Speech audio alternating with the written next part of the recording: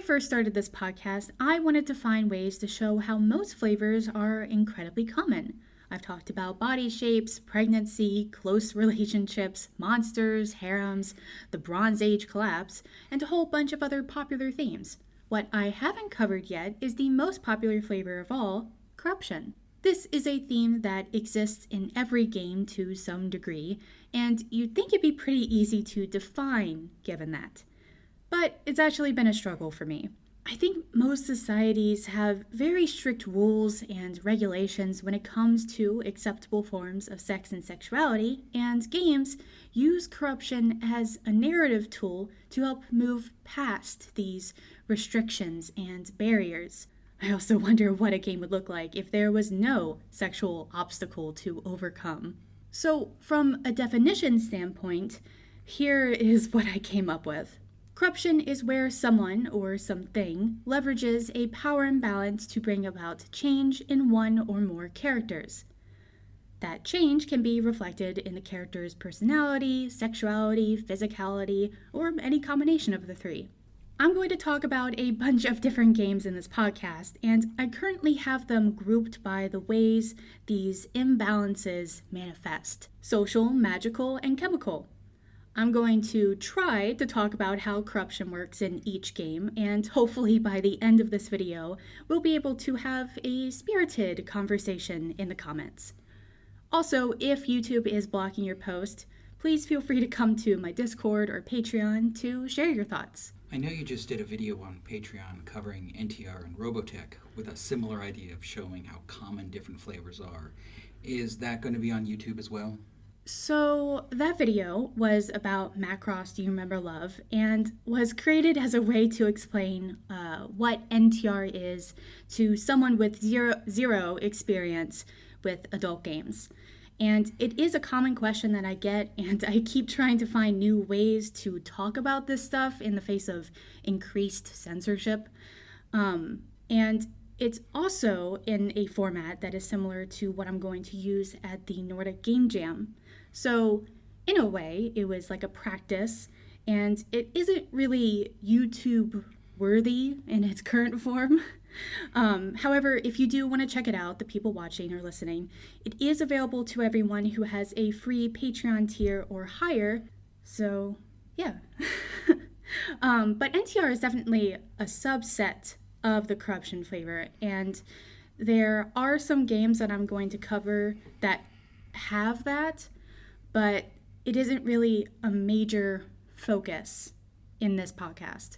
Talking about flavors on YouTube is tricky, so I do try out ideas and themes on Patreon first, even though it's not really the perfect platform either. I mean, like, there are some games and developers that have had to do massive changes to fit within Patreon's policy shifts, very common. Like Seeds of Chaos had to rewrite mind control sections of the plot to fit with Patreon. And I just think it's just beyond stupid for them to have to do that. But I feel that censoring fiction is just stupid overall. I mean, I get why people do it. I get why people try to censor it. And they think that they're trying to make the world a better place. But they just don't understand that censoring fiction always ends up making a situation worse. Always. But I'll be talking more about that in my Nordic Game Jam presentation. So That's next week, right? Yes. You excited? You nervous? Can I say both? Terrified? Yes, also that. All the emotions I am experiencing, yes. If you had to do it all over again, do you think you're in a position where you could go and do it live, or not yet? Knowing how many people are going to be there, I don't think so. I think I would still do it virtual. Maybe in the future. Maybe in the future, though, yeah. So, Seeds of Chaos, corruption game? Yes, yeah.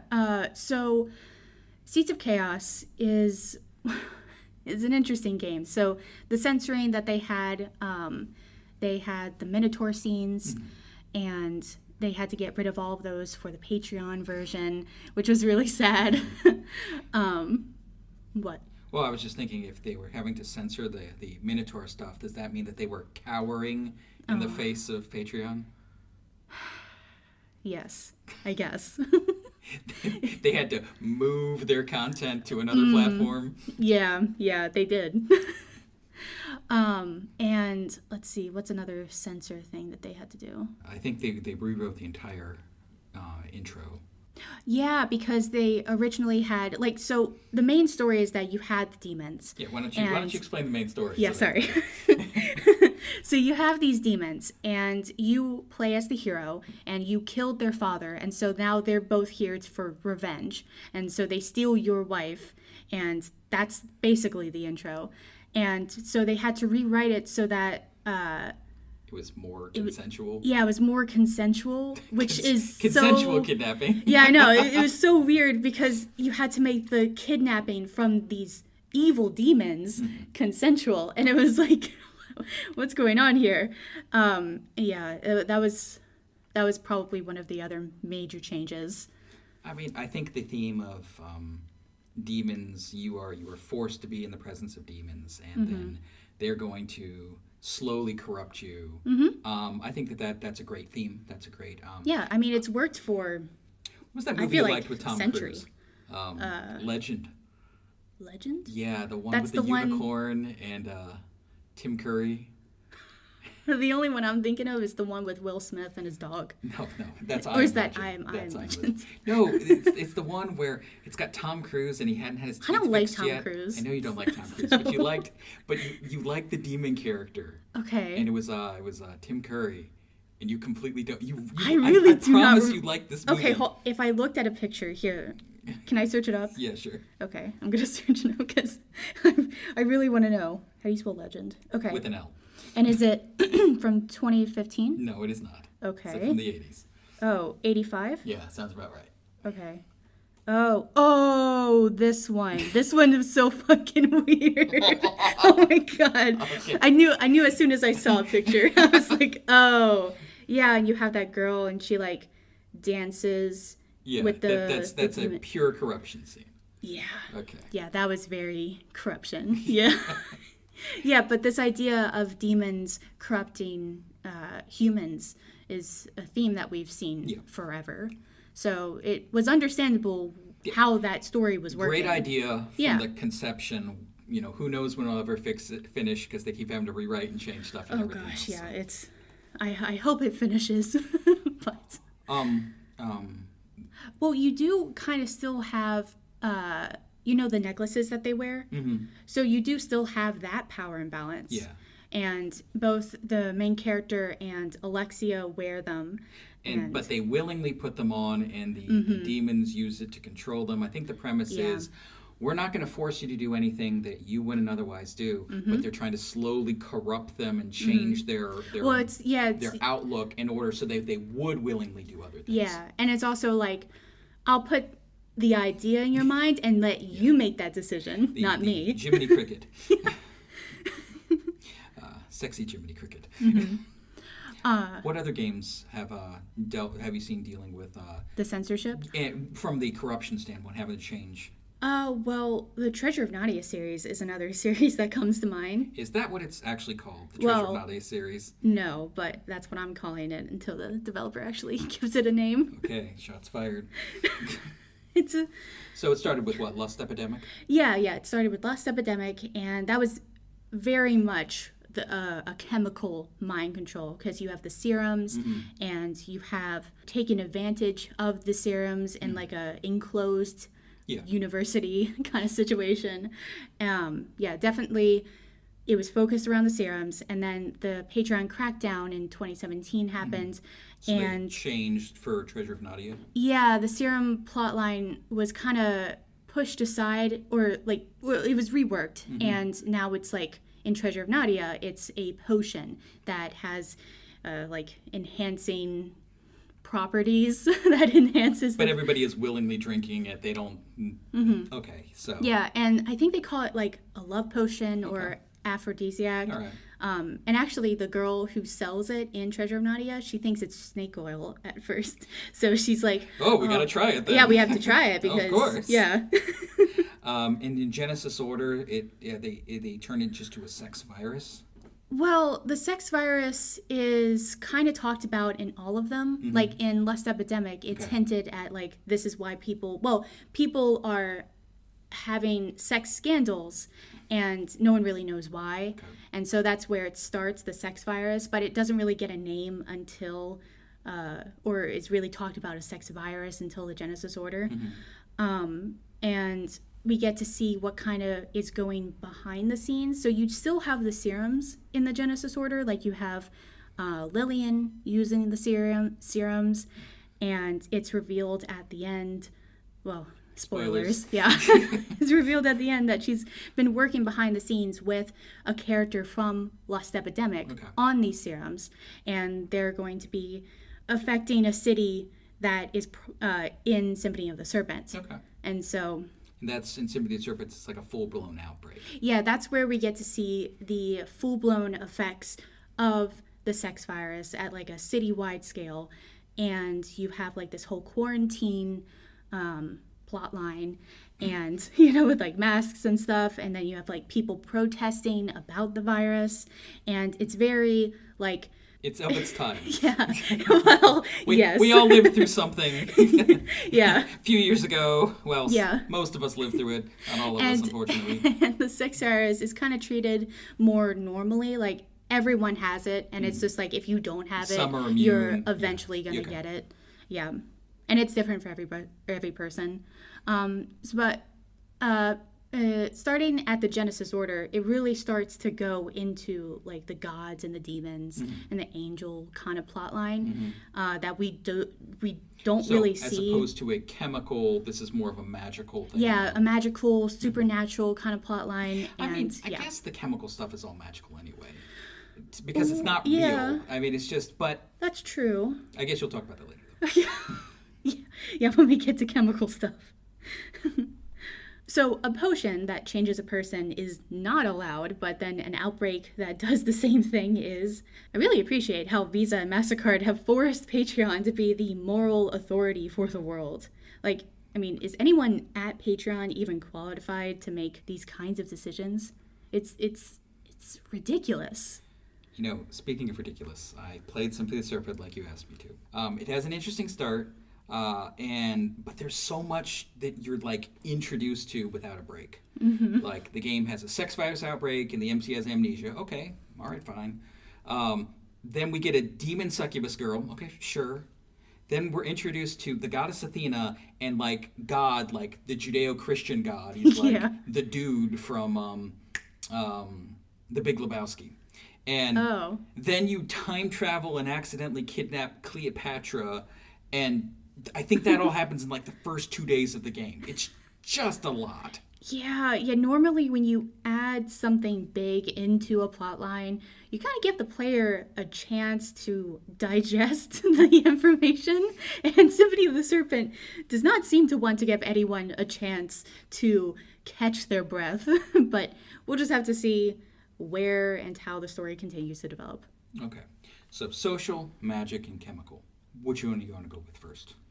I kind of want to do magic because that's just pretty straightforward. Okay, so I have Dreams of Desire, Long Live the Princess, In Sight of You, Roguelike, Evolution, Snow Days, The Music of Winter, and then Superpowered. And I'm going to start with Dreams of Desire. Okay. It's interesting because you have this, you're searching the web and you find this magical spell, and that allows you to control people in their sleep. And you eventually find the book that the magical spell comes from, and that unlocks for you to go to like this dream world where these black figures are, and they kind of help you on this journey, but they do kind of ask for a price, which also is a power imbalance in itself. Full Alchemist stuff right here. Yeah, basically. Oh my gosh, I didn't even think about that. You're right. And they ask for a price, and they want to be let into your world. That's never a good sign. No. And because you want more power, you're like this power-hungry person now. So the power is corrupting you as you're corrupting the people around you. So you're just like, yes, give me the power, but...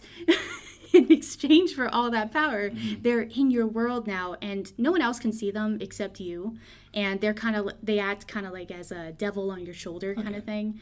And they're just like, oh yeah, do this, it'll be fine. And you are manipulating people, you're being manipulated. It's just this whole circle of power imbalances and corruption. So for Long Live the Princess, you already have the magic in you. It's a magical world. It's a fantasy world. Magic was inside us all along.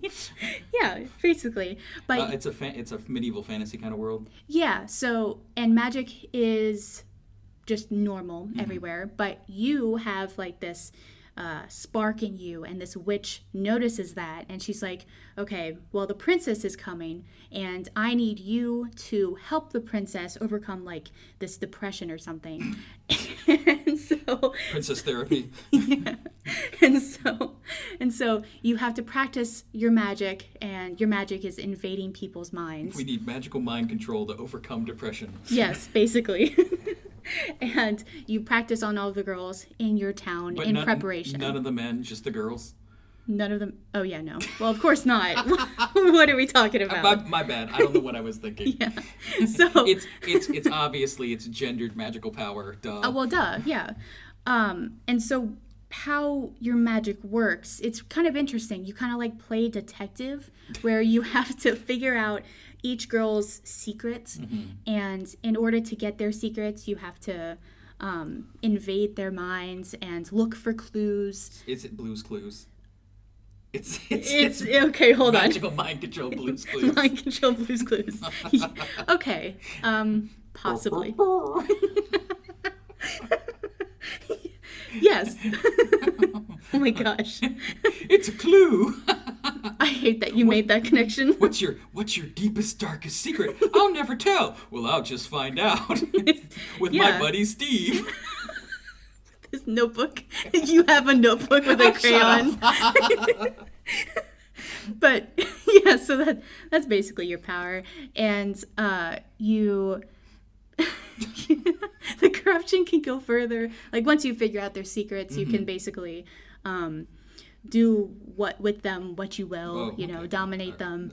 So there's impregnation. Once again, there's this power scale thing going on. Yes, okay. Yes. All right. Okay, so next is Insight of You, which I know what you're thinking if you've played this. It's technology.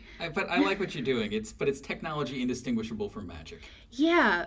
So the technology is that you have a chip that's implanted into your mind, but you were like in a coma while this was happening. So you're like the only one who doesn't have a chip, and so of course you use that to your advantage, and you corrupt your boss. So everybody is chipped in this world. Yes, everyone is chipped. Your boss is chipped. Your girlfriend's chipped. Your girlfriend's other friend is chipped, and those three are the three love interests that are in the game, and because you already have a girlfriend, I think of her as already being corrupted. Like, she doesn't really have a corruption arc. I remember playing this. I think that she is, her corruption scene happens like at the beginning. So with that game, it's interesting. You can really see how the developer is like learning as he goes. Yeah. And the game, the nature of the game and how the game plays changes between chapters. Yes. I think she gets corrupted in the beginning. And I think this is one of those post-Patreon things, because everything was very clear that it's all willing corruption. She is willingly corrupting herself. Yes. And then she goes full-blown, and she's like, okay, I'm going to help you corrupt your boss. And then it's very slow burn gradual with the corruption of the boss, because they want to make it sort of consensual. I get why they're dancing around the thing, because they don't want to get banned by Patreon. Yeah. And the other girl, she has two completely different paths. One where she becomes the main character's girlfriend, and the other where she becomes like friends with everybody. Yes, and then she tells you about choice. It's her choice, and she is, you know. Yeah, you just you just implant in her mind. It's kind of like subliminal messaging, but like I saw it as more as like computer coding. Yeah. It's like you research which code is going to work and which code is not going to work. There are things with how things smell and how things taste and things like that. So many stats. Yeah. So I think it's interesting. I mean, at the end of the day, we're all doing the same thing. If it's magic or microchips or whatever, it's we're changing. Like I said, you're physically changing the people, you're mentally changing the people, you're emotionally changing the people. Yeah. And going back to the boss, that also is in and out of itself a power imbalance, because you have your boss, and she is like this mean, malicious woman. And you found a way to take back control. Yeah, and the flipping of the authority rules are taken into effect. And one of the things that I saw was it feels like two separate games. You've got the game with the boss, and then you've got the game with the girlfriend and her friend. And they kind of play as completely separate experiences. The one is much more, let's call it extreme, than the other. Yeah. The story progression that you have with the boss gets intense fast. Yeah. Sometimes you show me games like this, and I'm not trying to shame, but sometimes my first reaction is, I want to ask the developer, who hurt you? Yeah, It's like, it is a very and I'm glad you found a way to work through your stuff with your art. That's awesome. But wow, sometimes it's really you can really see they're leaving it out there for everyone to see. Yeah, but that's what makes it a great game, because they're using what they like. Yeah, and so of course they're using that pain to fuel their creation. And of course there's going to be other people who feel the same thing. The whole tortured artist thing. Oh, absolutely. Yeah. Tortured artist. All right, moving to another sort of magical thing. Next up, we've got roguelike evolution. So, superpowers, that's basically magic. Yeah, it was hard to group them together. I was like, superpowers, I guess, count as some sort of X-Men magic. trainer parody. Yeah, it takes place. It's a parody of the X-Men, and I see it more as like the comics of X-Men, because they're in that comic. That's interesting, because I saw it as more of the cartoon. Oh, really? X-Men but it's showing our age gap. Because I feel like I'm older because I said comics. No, but the comics have been throughout, where that cartoon was when I was young. So well, maybe I'm thinking of a cartoon. No, it's just there have been many different iterations. When we watched the Deadpool movies and Deadpool Wolverine had all of the different looking variations from the different comics. Yeah. Because it's still the Wolverine, but there are many, many forms of the Wolverine. Yes. And this rogue just reminded me of the rogue from the cartoon, as opposed to, there's also Jubilee and stuff like that. So, but once again, you're probably right. I'm just saying it was a different take for me because I was coming from a different place. Well, yeah, okay. But the main power imbalance is that you have this superpower that's addictive, and you're not affected by any other superpower. So you're immune to everybody else's powers, and your touch is addictive. Okay. Yeah. So they touch you, and they're just like, "Oh my gosh!" No. It's not that extreme. It's they know it feels nice, but they don't know. Yeah. And then they don't know why. Yeah, they come back jonesing for more. Yeah. And you basically you basically corrupt the whole school. Only the women, because that's what this game is. Yeah. Well, but I did find it interesting where it had you have all of these strong superwomans and superwomen. I don't know, it's super powered women. I would say women. Yeah, sorry. You have them, and they're able to not hurt you, and so it was this interesting power imbalance that they were able to give up power. I think because they wouldn't have otherwise, because everybody else is affected by their powers. Male or female. Especially Rogue. Yeah, male or female, we have attraction to the powerful. And the ability to, be dominated by the powerful. Some people like that. In this case, this is absolutely a case of dominating the powerful. Yeah. So for Snow Days, this one is basically, I would say it is magical because you do have the metronome. A magic metronome that hypnotizes everybody in the house. Yeah, that's magic. Yeah, that's magic. That's the magic. And so you play this metronome through the vents during the night. It's these are all MacGuffins. It's just it's whatever the plot device is to get to the corruption. I know. I was just thinking, do all these women just sleep in silence at night? Because I can't do that. Okay, I have to have music. if we're gonna start picking holes in the plot, can we go back to accidentally time traveling and just picking up Cleopatra, and then she's like, "Oh, we're here now. Here, I need to forge you." And it was so weird. It was really weird. So weird. Yeah, we're just gonna have to see where he goes with that. I mean, I think it was because he brought up Greek gods. He was just like, let's bring up Egyptian gods and Egyptian things. I don't know why, but these Stephen King is an amazing writer. Mm-hmm.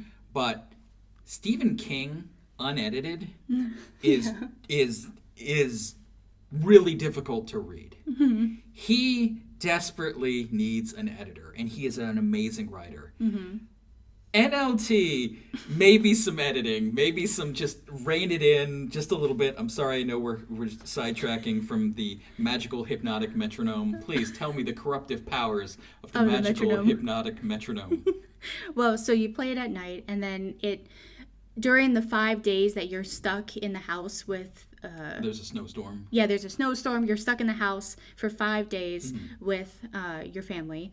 And you're just like, I'm going to take advantage of this and try out this metronome. Sure. And each day, they get more and more corrupted. And by the 5th day, they're completely corrupted, of course. There are bad ends too, right? Yeah, there are bad ends. Yeah. I never got to that. You're like, I knew how to hypnotize people with a metronome. It's really easy. It's really easy. Well, you don't really get to do anything. Like, seriously. But, so these characters are, like, molded into the idealized forms of, or personalities of what the main character wants. All right. And the final one you have for this section? Well, it's another super game. It's a Superpowered game. It's a super duper game. It's a super game.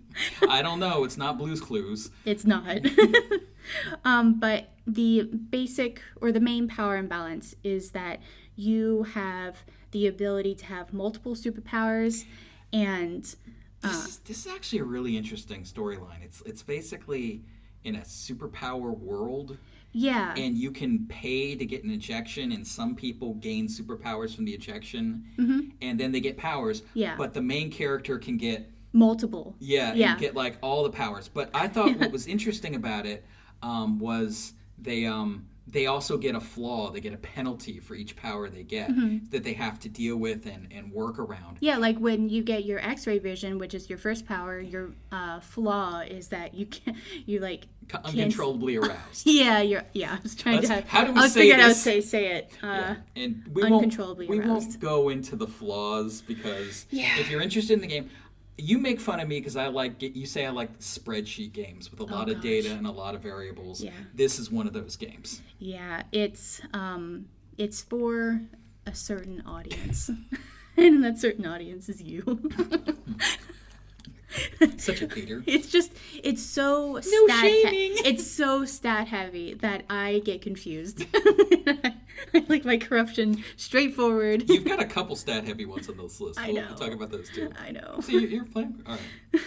Moving to chemicals. I mean, like superpowers, chemicals are still basically magic, but as a theme, it is common enough for it to have its own section. I mean, that makes sense. You're the one making these distinctions, as always. So. Yeah. So the games I'm going to talk about for this one are A Struggle with Sin, Takeover, and Lab Rats 2. That's a stat one. That is a stat one. But we're going to start with A Struggle with Sin. And that main power imbalance is that you meet you're looking at me. I don't know how to say this. I heard you tell me this, so let me see if I can remember what you told me. Okay. No. So it's a I fantasy. have to say it. No. Okay. Fine. Okay. Fine. You explain it. Oh, I explained it. Okay. Yeah. This is hard, so you do it. Yeah. Okay. So it's a fantasy RPG. Yes. And you, the main character is cursed by a witch with a sexual corruption thing.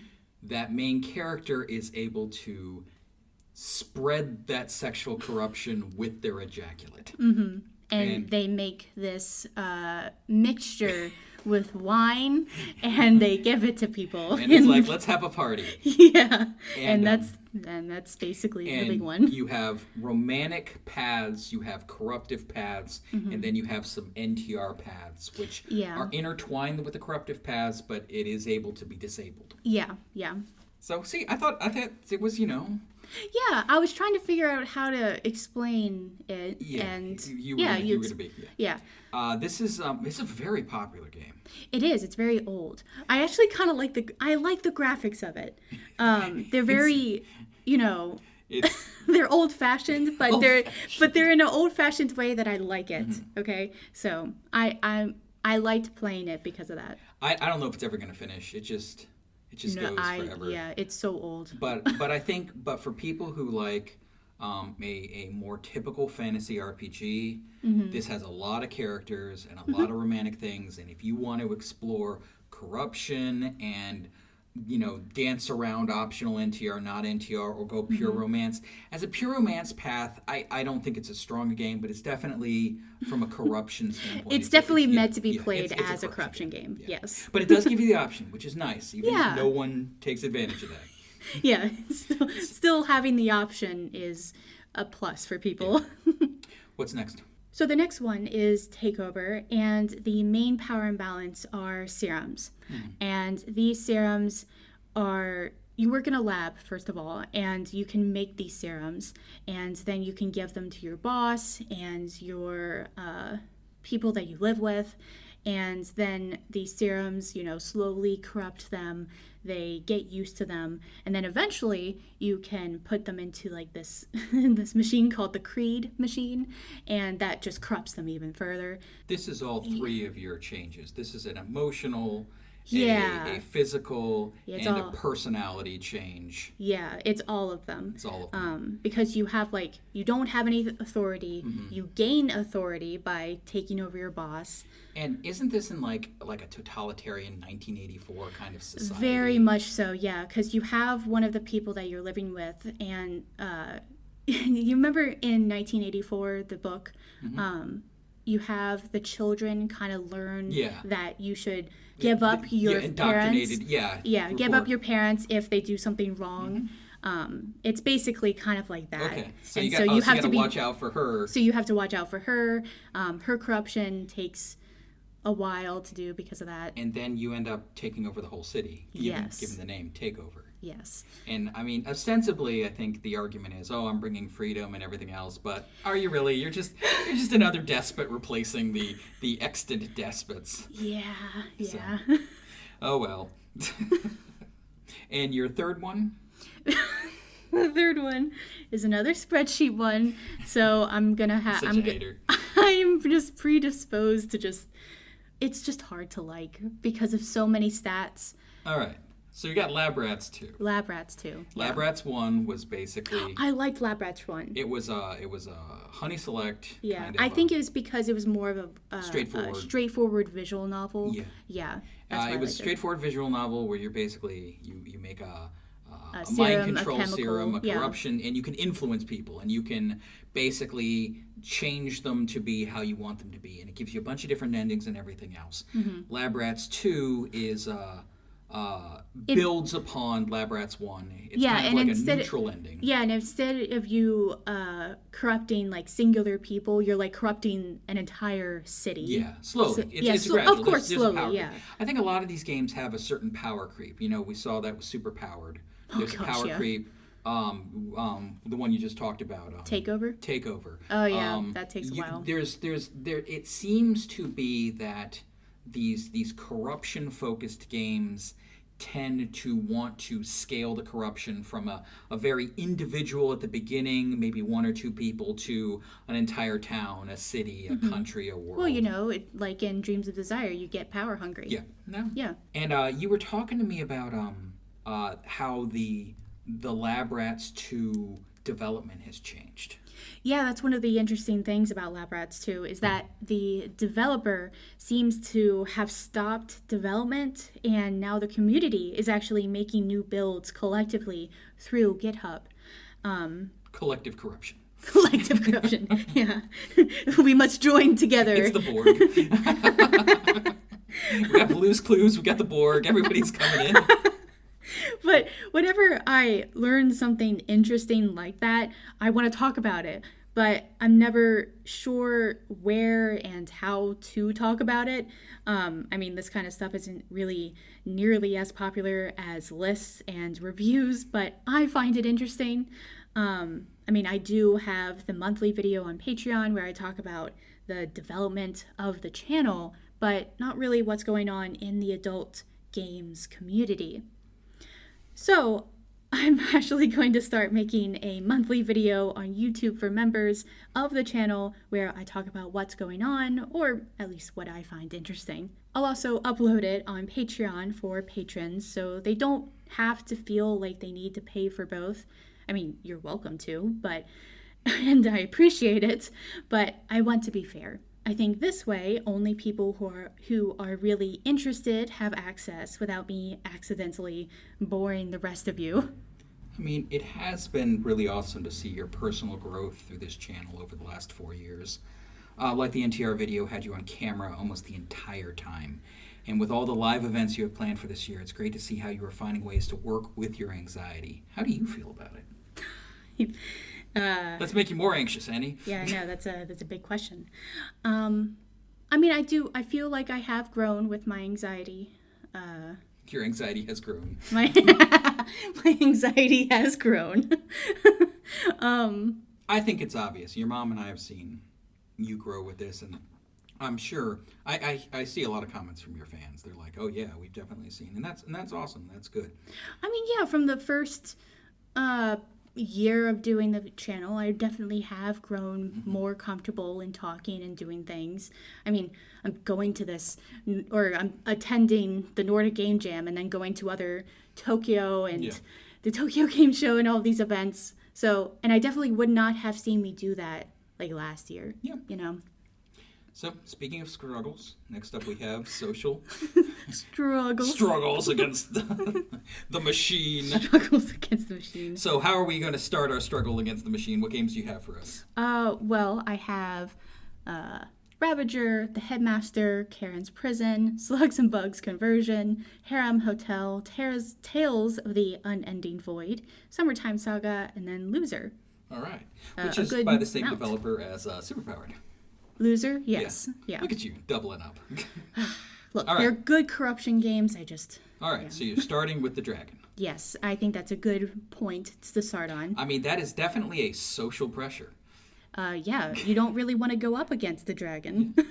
And I don't think it really gives you the choice. Like, it doesn't give other people the choice to go up against you. Like, because you're a dragon. Well, why would they say anything against you? But the dragon has the option to use violence or use the threat of violence, or you only play the game nice. Well, yes. You're like Puff the Magic Ravager. Yeah, pretty much. Like, you're all like, I'd love to talk more about the horrible things you can do in this game, but I just can't do them. Yeah, it's just like, I can't speak to them because I didn't do them. I was a nice dragon. I took on a lovely wife. She turned into a deer then. So... What? Well, okay, so one of the endings has her turn into a deer. Is this a spoiler, or is this ridiculous? Is this a fever dream? I guess this is a spoiler. Okay. People were very, shocked when that happened. Right. I remember reading about that. They're just like, why is she a deer? Okay. I like venison.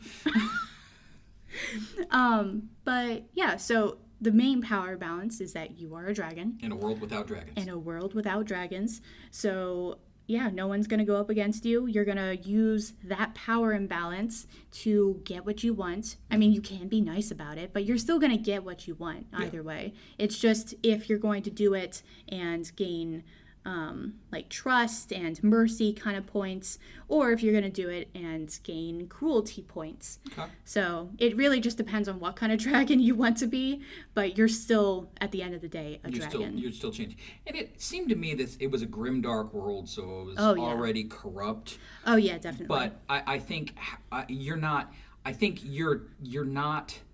Even if you play as a good dragon, you're still... not making the world a better place. You're still shaping the world to be what you want it to be. And I think that's the heart of the corruption flavor. It doesn't have to necessarily be sexual. Of course, with adult games, it's going to be sexual. Yeah. But he's still shaping the world he wants, as opposed to being a trying to work with other people to come up with a collective better world. Yeah. And I remember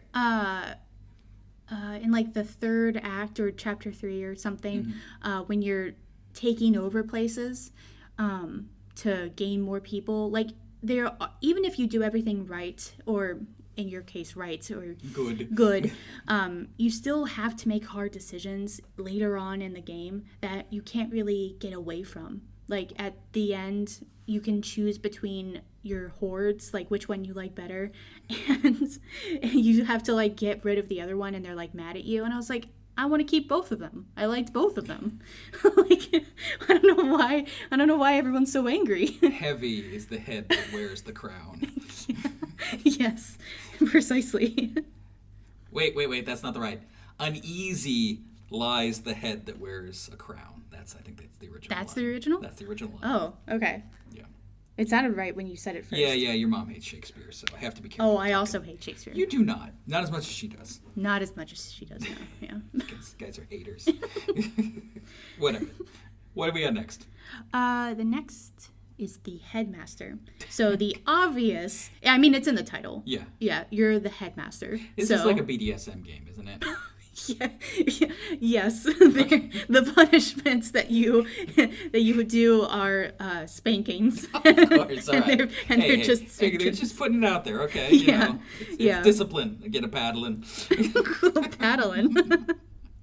But yeah, the spankings kind of have this combination of like pain, but also humiliation and pleasure. Which is, the BDSM thing. Yeah, that's just dominance BDSM. and submission. Like you have to hurt them, but then you have to like convince them that it's okay and that they like it, and that they want more. Oh man. But also you kind of have the power imbalance between the students and the rest of the world, because they're kind of put against the world. Yeah, it's like a jail or something. Yeah, isn't it? They're so problem students. Yeah, so they're like delinquents. So they have to go back to school and take a year again or something, because they were just so bad and they failed school, and it's become like this whole world problem. You did bring this up to me. What's the difference between indoctrination or education and corruption? And I think the easy answer is that systems that are in place shape societies. So it's not the agency of one person. In these games, it's the agency of you as the player shaping the world you want to see, shaping the world you want to experience. Yes, so I think that's the difference. Yeah, you definitely see that with that game. You definitely shape that tool. And then Karryn's Prison was really popular. Like, really popular. Oh, yeah, definitely. And that one is a more obvious power imbalance, too, because you are a warden of a prison, and you're kind of put in charge of the inmates and getting everything. The weirdest prison ever. Oh, yeah, it's a very weird prison. It's a very, I don't know. What's it called? It's called, like, loose and, like, the phrase... Loose and wild? No. Fast and loose? Fast and loose. It's a very fast and loose prison. Loose and wild. But female protagonist corruption game. I'm surprised you didn't have more female protagonist corruption games on this list. Were you intentionally avoiding them? I just think Karryn's Prison is a great example of it. It's a very obvious example. So as opposed to repeating it over and over again like we see, you're just like, okay, I'm going to stick one in there. And all right, that makes sense. And I was probably going to say something like what you just said. They're really popular female protagonist corruption games.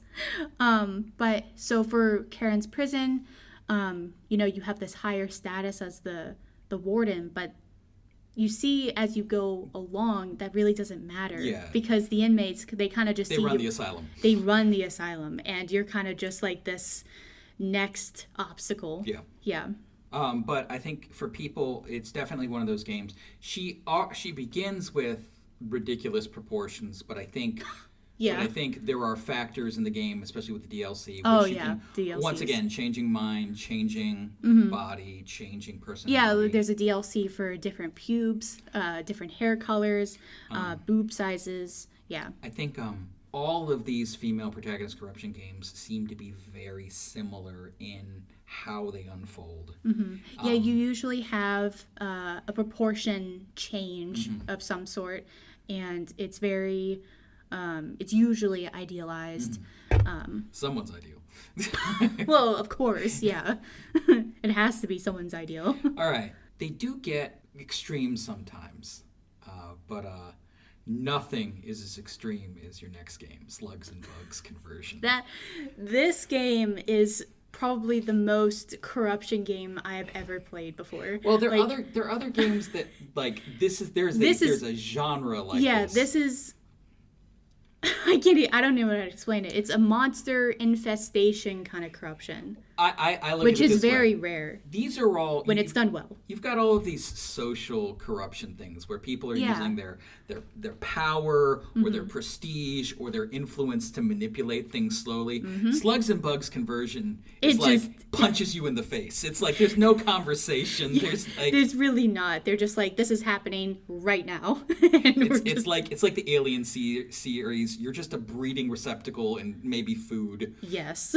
But to be fair, Giger, the guy who does the art, that is, there's so much erotica with that and everything, and it's that whole infestation flavor is very. It's not common, but it is very popular with the people who do like the flavor. Yeah. So for Slugs and Bugs Conversion, you play as the villain, which I find it was interesting going through all of these games. None of them, or most of them, don't have you play as like a true villain. Dude, you're a villain in most of these things. Hold on. Okay, let's no, go through, let me go through the list. Okay, you hold are on. a Okay, hold like on. gray villain. Let me I would look argue at this that list. Okay, Dreams of Desire, you're a villain. you're okay, a gray villain. Whatever, you're a villain. You are okay. Whatever. This is Long Live the Princess. You're a villain. No. That is a gray villain. You're just less villainous than the worst villain. You're still a villain. You get. I but don't, you're. Listen, given the crap you gave me about Gaston, I don't want to hear this. Inside of you, you're a villain. Roguelike Evolution, you're a super villain. Snow Days, you're a sociopath villain. Superpowered, you're another super villain. Like literally, there's a whole thing. The game says, "Oh, we know what you're doing, and if you get caught doing it, you go to super villain prison." That's like one of the bad ends. It's like you're a villain. Struggle with Sin, come on. Okay, I'm gonna corrupt the whole. These are all villainous. Now, I disagree. Now I understand that. Because we're taking the perspective of the main character, that makes their villainous behavior more acceptable, more tolerated. Like, think about all the people who think Batman is a hero. And they absolutely believe that he is a hero. Whenever Poor you souls. say whenever you say he's a villain and he's bad, they really react to that. Because from their viewpoint and their perspective, he is a good guy. Now, I'm not taking a horse in this one. You are on the Batman train. I am like, I can think of way worse superheroes than Batman. I understand why you don't like Batman. Okay, so this is just a perspective thing. Yeah. I see them as gray villains and the Slugs and Bugs Conversion guy as the villain. Okay, and you see them as all villains. I just see them as, of course, if you act outside of society, you are acting outside of society. And what classifies a person as an outlaw versus a member of society is, are they working within the rules and the boundaries of society? It could be a terrible society that needs to be fixed, but if you're acting outside of the law, at best you're Robin Hood. Okay. And we all think we're Robin Hood, but none of us are Robin Hood. No. That's because it's an ideal. It's not a reality. All right. Sorry. I apologize. They're gonna complain about me talking too much again. Probably, yeah. Okay, so going back to Slugs and Bugs conversion, if that's okay with you. Don't be passive aggressive about it, man. So you play as a villain who is corrupting all of these women, and you're not corrupting. You're like physically infesting them. Are they? Yeah, but that's still corruption. Okay, if you're but they're no longer going to be human anymore. They're women. The goal is to make them monsters. Yeah, it's to infest the planet like Karryn in StarCraft. Okay, fine, sure. Yeah, okay. So you are that, or your goal is that. Mm-hmm. And the things that you can do for the corruption are like hypnotic messages. Just everything. Yeah, basically everything. There's like this sauna area where you can like let them relax, and then you put like this jellyfish thing on top of their head, and it like mind controls them. But it was interesting because the corruption... for some girls, it happens faster than others, but they all like lie about it at the beginning. They're just like, "Oh my God, it was awful!" But in their mind, you can read their mind, and they're just like, "Oh, but I liked it." So again, goes into how social and shamey people are. All right, fair enough. And next we have Harem Hotel. Your favorite game. The one that doesn't take place in a hotel. Okay, actually, I'll take that back because they do. It looks like a hotel now. At first, it didn't. He's making it a hotel. He's leveled up to hotel status. Yeah. I think we should do this with fanfare, given the amount of trash you talked. Maybe. So how is this one? Is it because he's just the landlord? Yeah, you're the owner. Okay. You take the place from your grandfather who dies. I know there are a lot of, once again, stats to track, Not as much as others, but yes. But each girl has a whole slew of, characteristics like traits? that you can level up and everything else. And I guess, is the influence that you were doing because you were the owner of the hotel, or is it just, this is just another plot device, and we're just, it doesn't really matter why or how we're corrupting the girl, we're just doing it? Well, for some of the girls, yes. For some of the girls, they are your employees. Mm-hmm. So you have the girl who runs the front desk. Yeah. And then they were also really good friends with your grandfather. So they're kind of like predisposed to friends. Well, okay.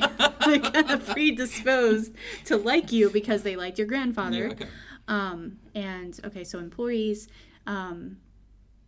You also have girls who are rooming in the hotel. And there are a couple slaves. The maids are slaves, right? Yeah, there's the elf maid / slave who...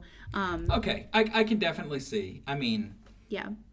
I think you can have corruption without a perceived power imbalance, but then the plot device just is going to make it happen anyway. And maybe that makes it less plausible. Can you have corruption happen without a power imbalance? Can you think of a game where the corruption happens without a power imbalance? No.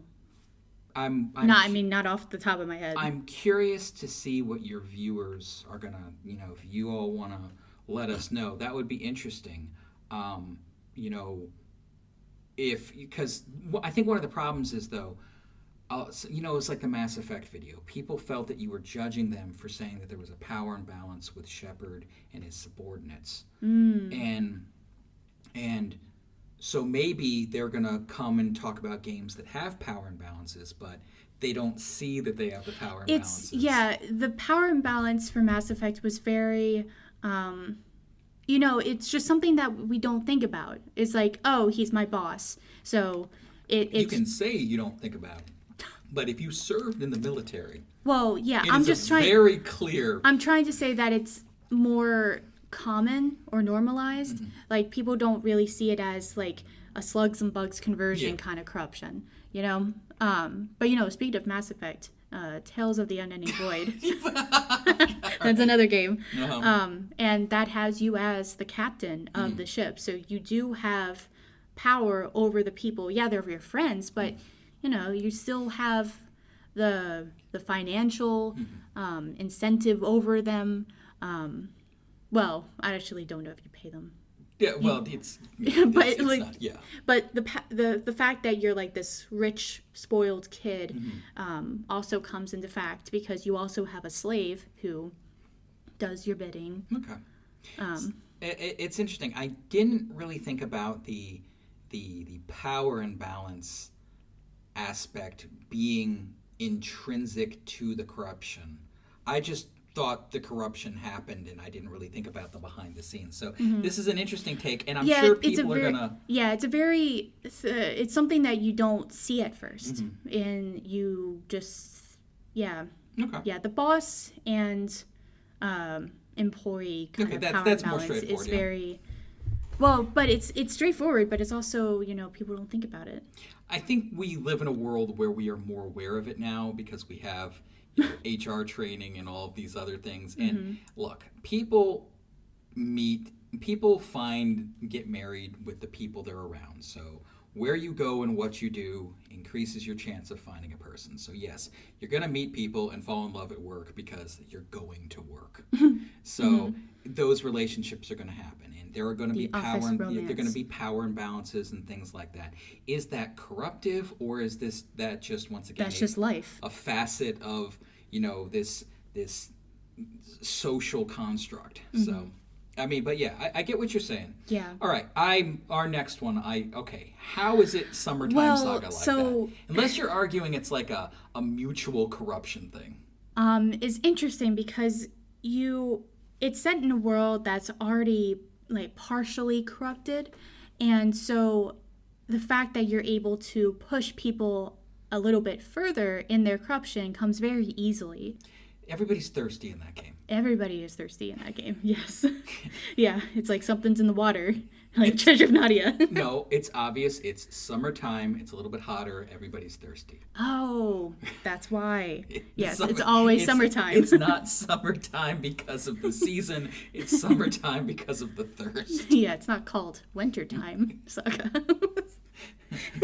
You know what? Frozen libido Saga. You know how games have like a summer version and then a winter version? We're going to get Wintertime Saga. We should get Wintertime Saga. That'll be done in 2130. Oh my god, don't.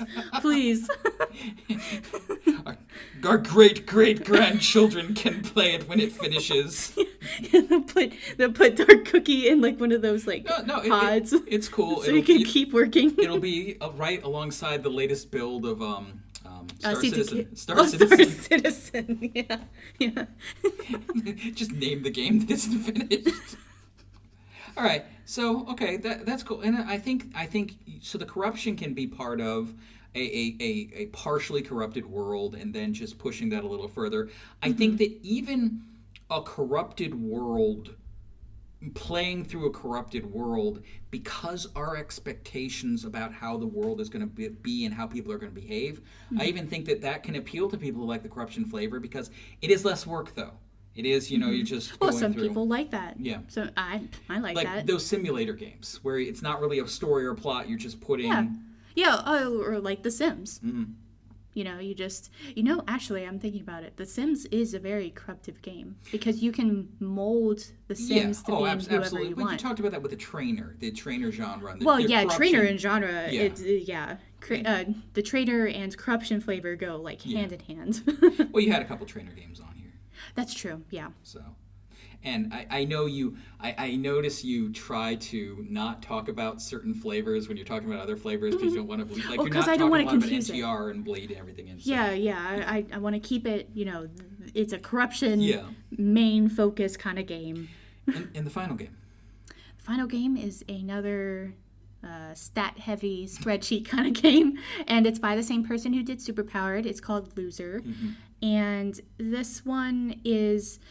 This one's more focused on like manipulation kind of conversation tactics. Yeah, you're like Machiavelli. You're just talking your way through everything. You have what's it called? A silver tongue. Silver tongue. Yeah. So every character has like an archetype. Yeah, the archetypes are pretty cool. That archetype hates certain things and likes certain things. Yeah.